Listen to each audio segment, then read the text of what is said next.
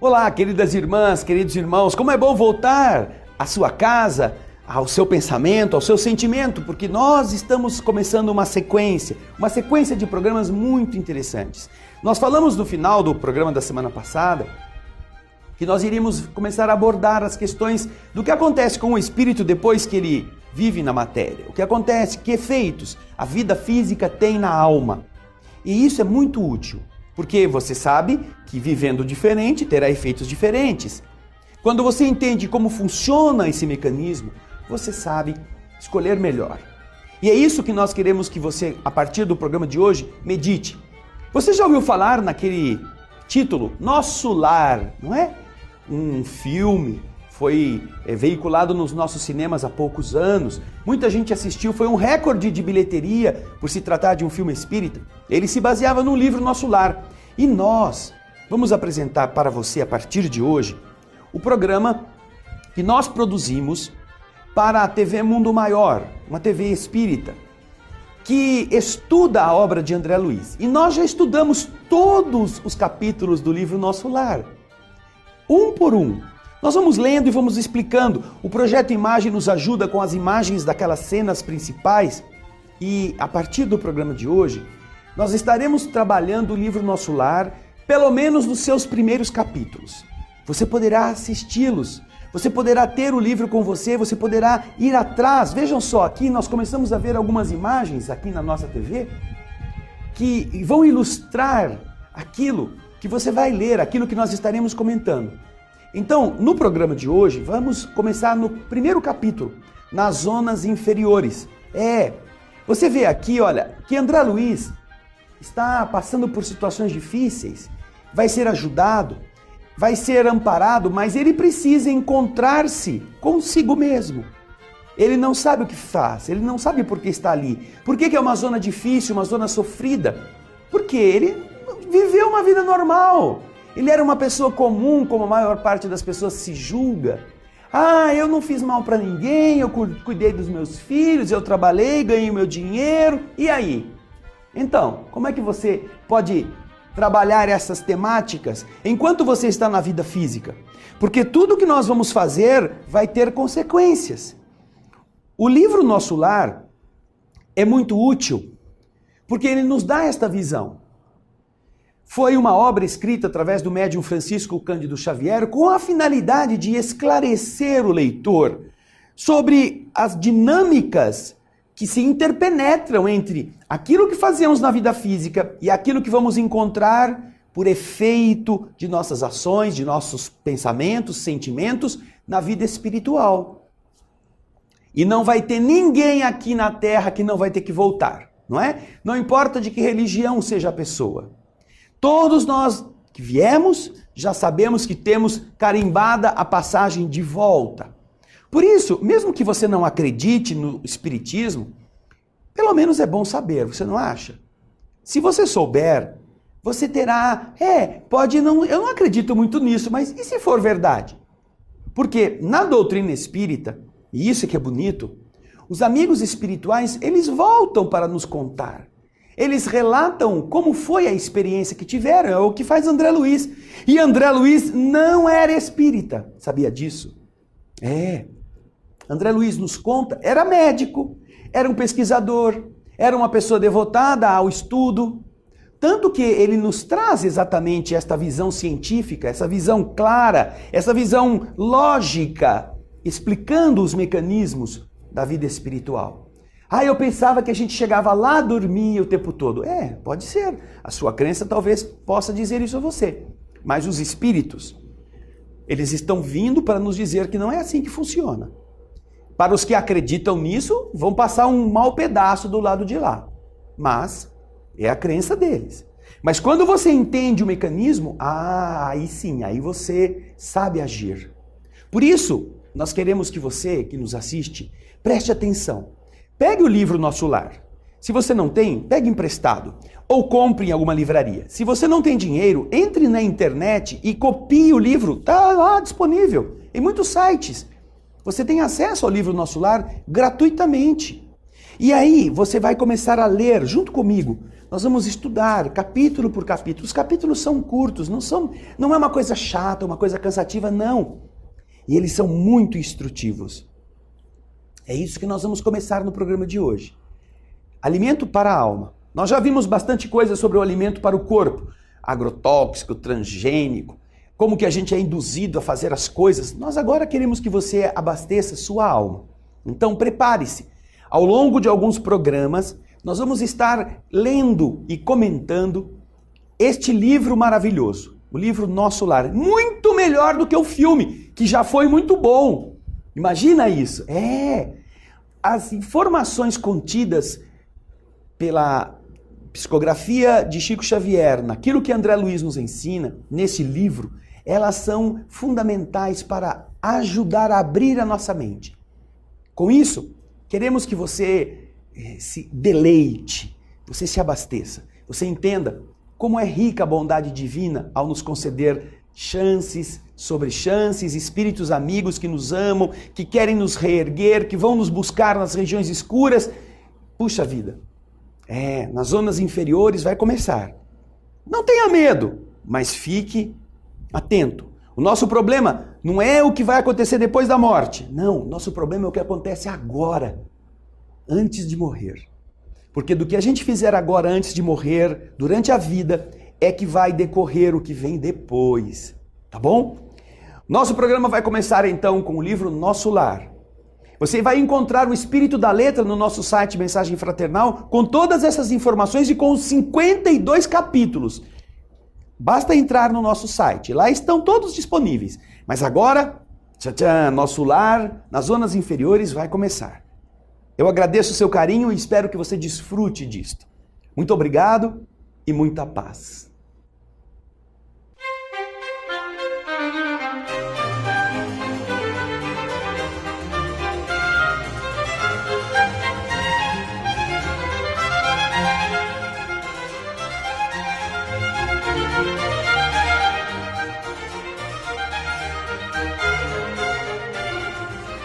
Olá, queridas irmãs, queridos irmãos, o programa O Espírito da Letra começa agora.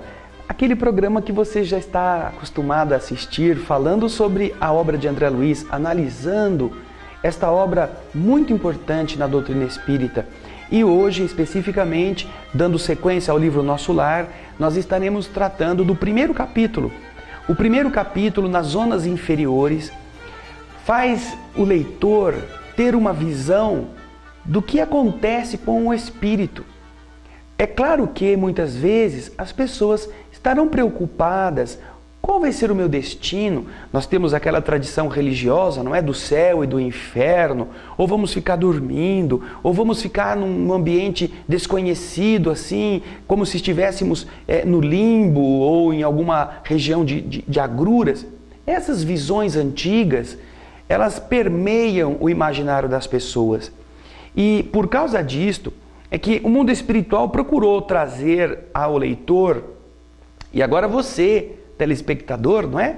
Procurou trazer uma nova forma de entender a realidade da alma, mostrando que a vida não cessa e que ambas as dimensões, a dimensão material e a dimensão espiritual, elas têm continuidade e que a morte é apenas este tirar a roupa e entrar no outro ambiente, com aquilo que nós éramos, com aquilo que nós fizemos de nós mesmos, com aquilo que nós somos. André Luiz, então, nos revela que essa sua condição de pessoa que está na Terra, sem ter se preparado para uma nova etapa espiritual, produz nele uma situação bastante aflitiva.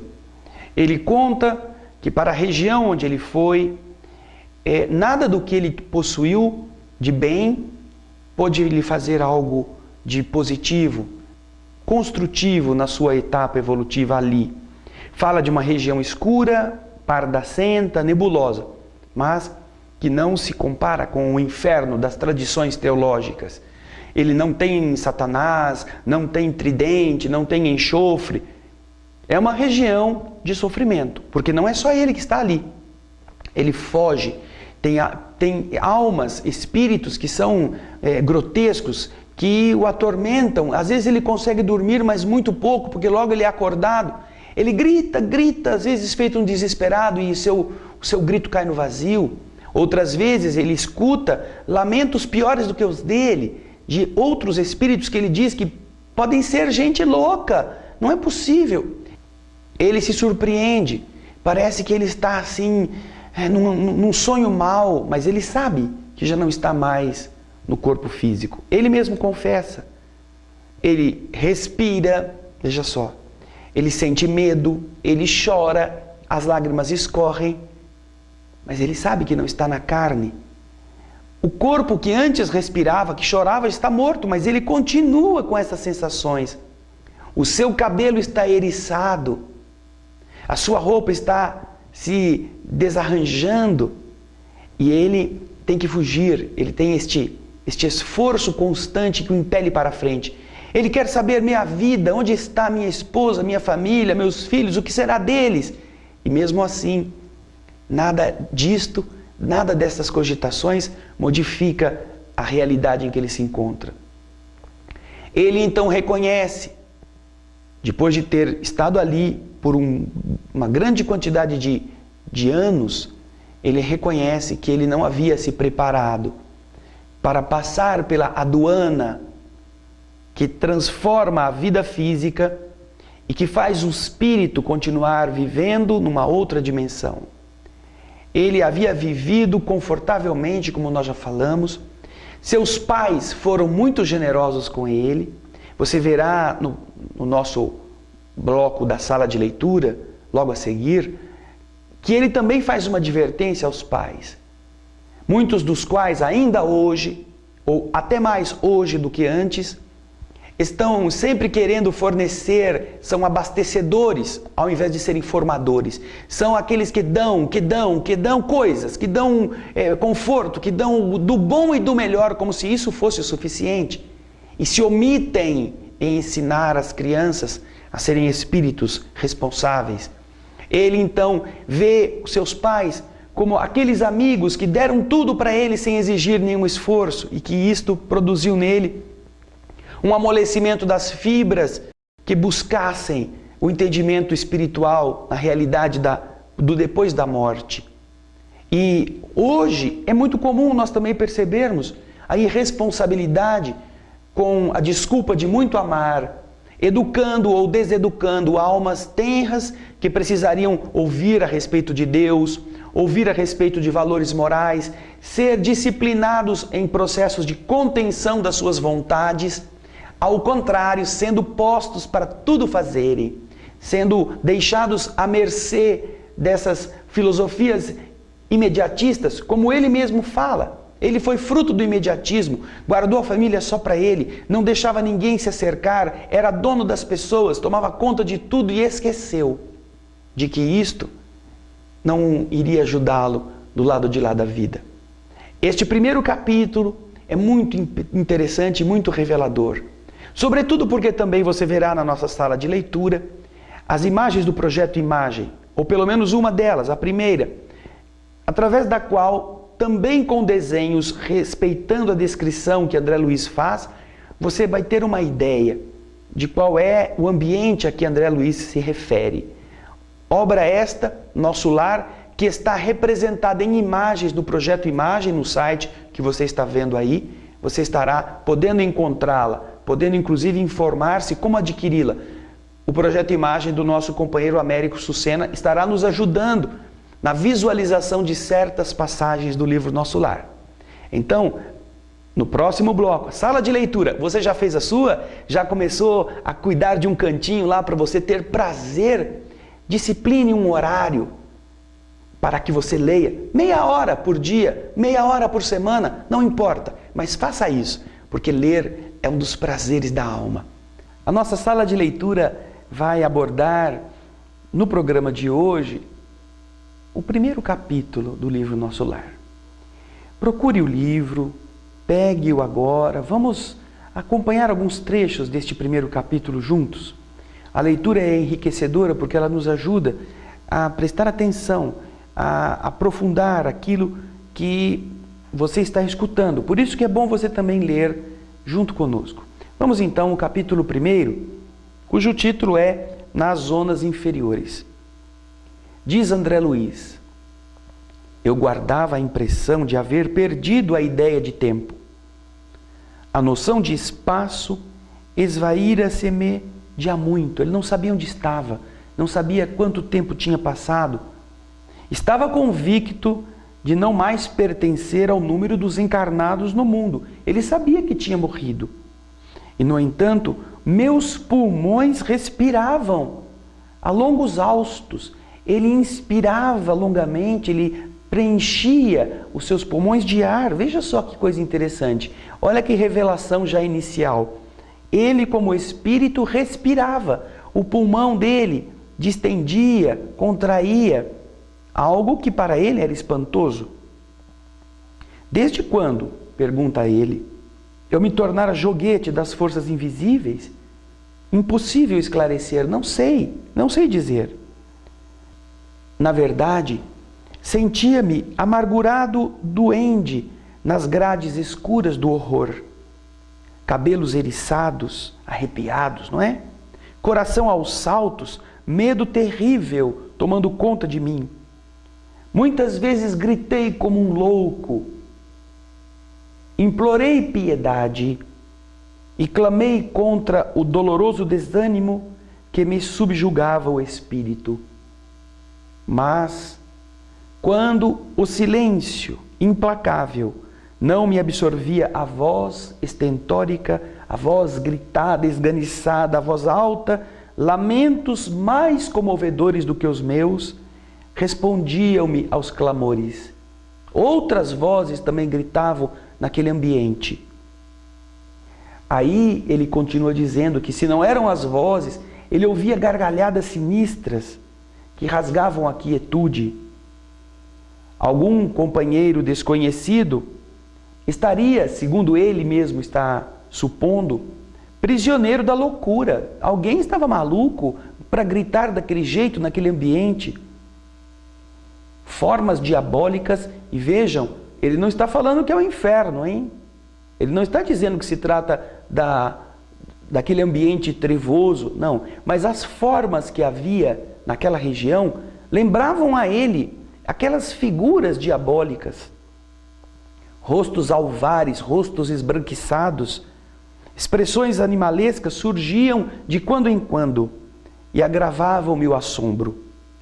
A paisagem, agora ele vai falar do local, não é? A paisagem, não totalmente escura, parecia banhada de luz alvacenta, uma luz esbranquiçada, como que amortalhada. A mortalha é aquele pano que se usava para cobrir o cadáver, um pano esbranquiçado, como se a neblina criasse essa mortalha, uma neblina espessa, que os raios do sol aquecessem de muito longe, como se ele estivesse muito distante.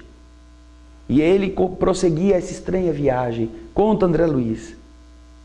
Com que fim? Para onde ia? O que poderia fazer? Apenas eu sabia que fugia sempre. O medo, tinha medo, esse era o problema, o impelia para ir em frente. E ele pergunta, onde está minha casa, minha esposa, meus filhos? O que foi feito deles? Eu perdera toda a noção de rumo. O receio do ignorado, o pavor da treva me absorviam. Veja só. No começo, continua dizendo um parágrafo abaixo, ele chorava muito, as lágrimas escorriam naturalmente pelo rosto e só em alguns minutos raros ele conseguia dormir. Estava sempre atormentado. Não conseguia dormir com facilidade. Então, interrompia-se o sono bruscamente. Seres monstruosos acordavam André Luiz, irônicos. Ele precisava fugir destes seres, que ele não sabia explicar quem eram. Reconhecia agora a esfera diferente, que erguia-se da poalha do mundo, e todavia já era tarde. Ele sabia que tinha morrido. Veja só ele aí fugindo dessas entidades que estão à volta dele.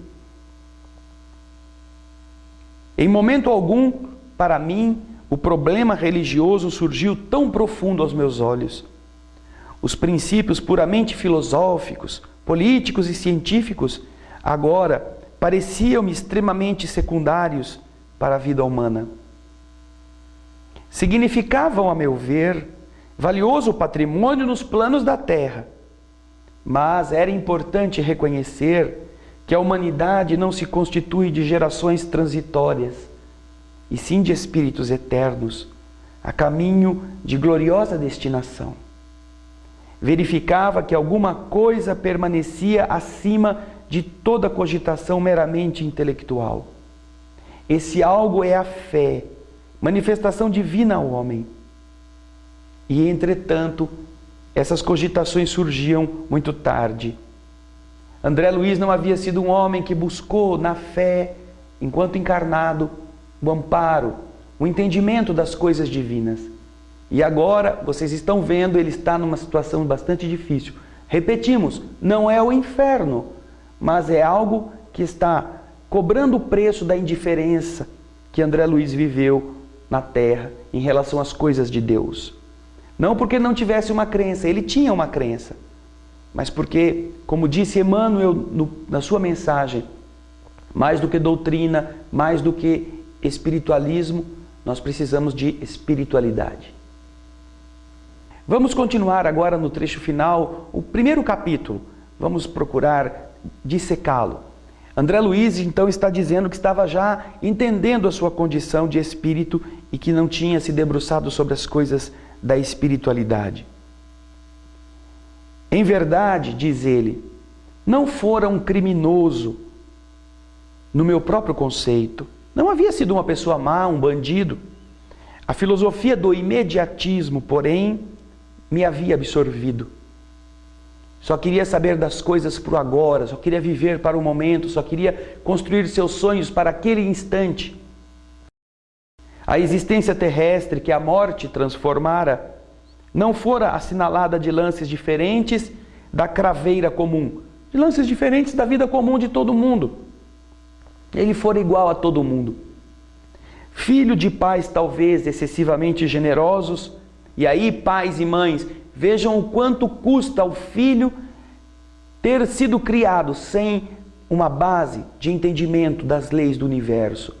Só dando coisas, só facilitando acesso a bens, só dando conforto. Filho de pais excessivamente generosos, conquistara meus títulos universitários sem maior sacrifício.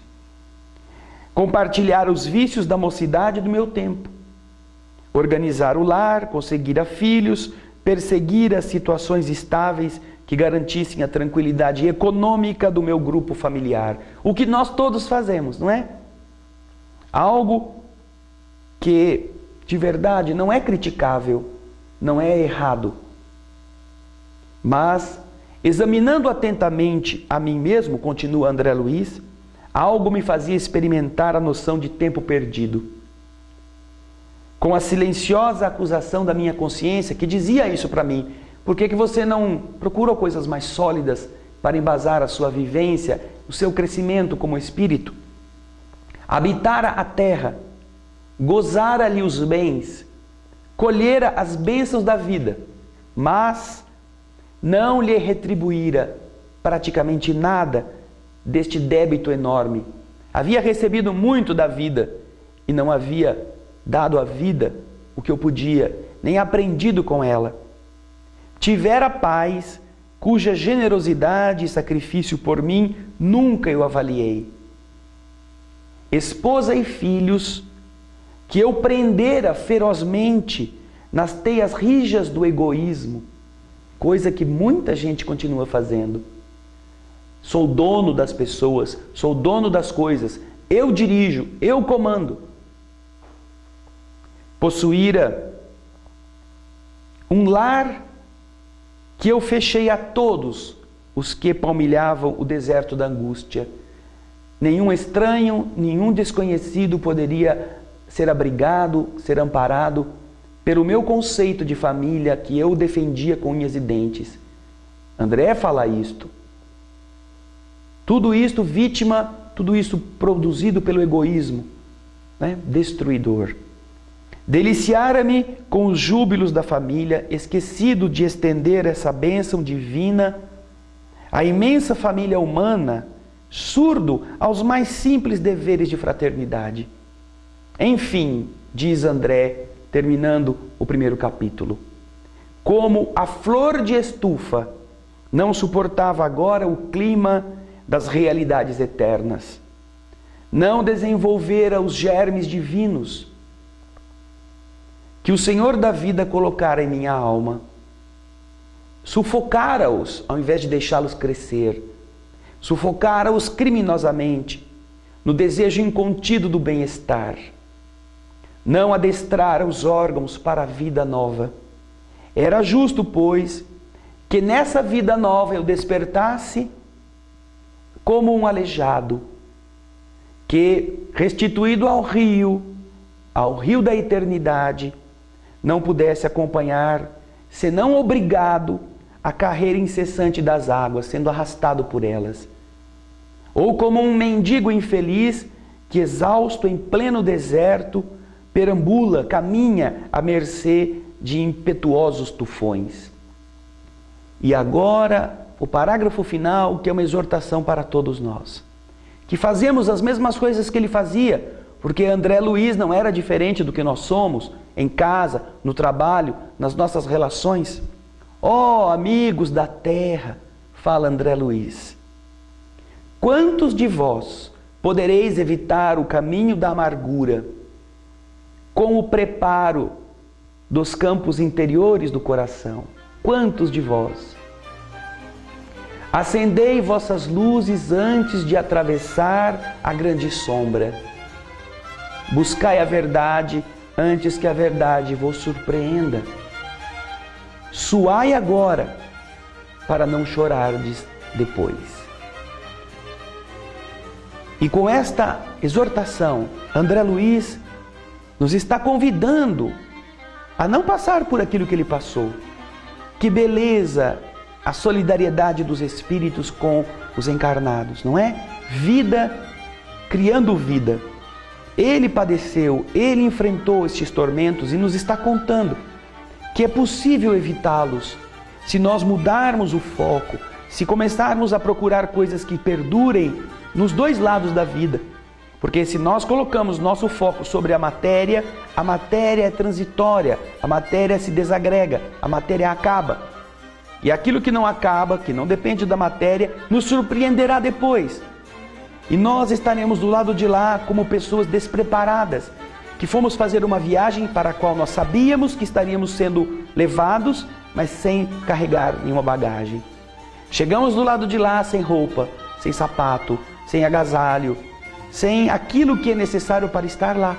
André Luiz nos está aconselhando, façamos agora o que é possível, com consciência, sem enganos, pararmos de buscar somente as coisas do conforto, porque todos os que perdem seu tempo e gastam sua vida na inutilidade, só encontrarão do lado de lá o vazio. O vazio das suas lutas, porque não redundará isto em coisas boas para ela.